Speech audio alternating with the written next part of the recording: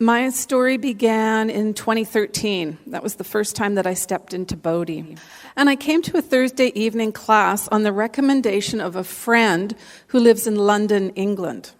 So at the time, I needed a hip replacement, and it was bone on bone with bone spurs. So the pain was excruciating. I would even turn over in bed at night and just start screaming. Prescription painkillers didn't touch it, and I didn't want to take them because they didn't work and they made me feel sick. But I figured there had to be some energy that could help. So what happened was when I attended the first Thursday evening class, I felt during that first GI, I started getting nauseous. I started sweating, and I thought, I'm going to faint. And for me, I recognized, oh my goodness, I've just cleared a huge blockage.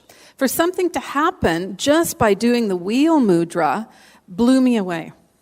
So of course I came the next Thursday, and it was a mass chanting with all the other centers. And I had never chanted before in my life. We chanted for 2 hours. I absolutely loved it, and it only felt like about 15 minutes, which again was a surprise. But best of all, when I stood up and started walking, 75% of the pain was gone.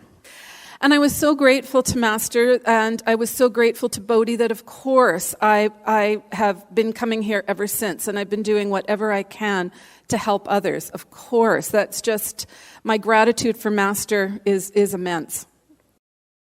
So about a year later, I realized that I hadn't been to my chiropractor in about a year, and I used to go 3 to 4 times a month for sure. So I sent her a note and just said, it's not you, it's me. And also my daughter came over one day, and this was about almost a year after I'd started at Bodhi, and she had a headache and asked if I had any Advil or anything that would help her. And I didn't. I looked in the cupboard and there was nothing, and I realized I hadn't needed anything for almost a year. I had no pain, no headaches, no stress in my neck, nothing.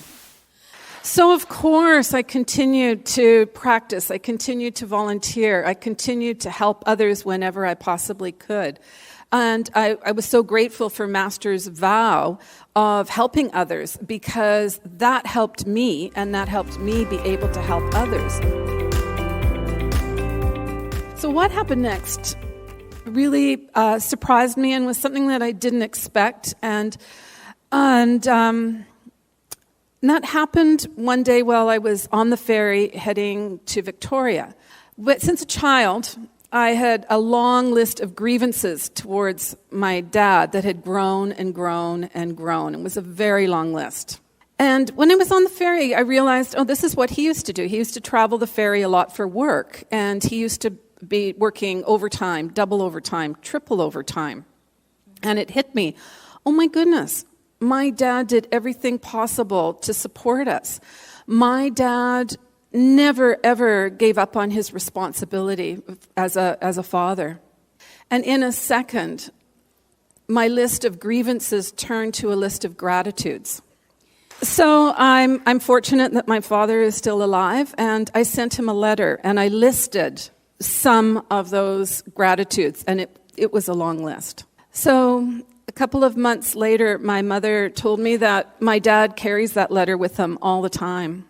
And she would often find him reading it with tears in his eyes. So shortly thereafter, my mother calls me one day and she says, there's something wrong with your father. I'm like, what?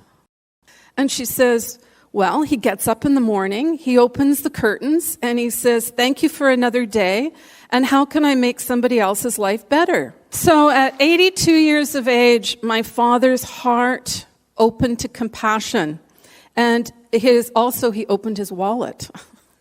So something he had never ever done in his life, he started doing. He would go to the store, pick out a card, sign it, mail it to a sibling, or to me and my siblings, to his grandchildren. Sometimes he would put in a gas card, sometimes he'd put in a check, sometimes he'd just put in beautiful, beautiful words. But it didn't stop with us. It didn't stop just with family. He started reaching out to the community, and he would help the homeless. My father has become a blessing to many. As well, just a couple of months ago, my dad, who's now 87, almost 87, his doctor said to him, your kidney function has improved. I don't understand this. But I understand. And that is why I will continue to volunteer. I will continue to help others. I will continue to practice, because those are the keys. Those are the keys to helping ourselves and to elevating our lives and to also elevating the lives of those that we love. And I urge all of you to do the same. Volunteer, practice, help others. And I have just the most utmost gratitude for all the gifts that Master has given us. Thank you.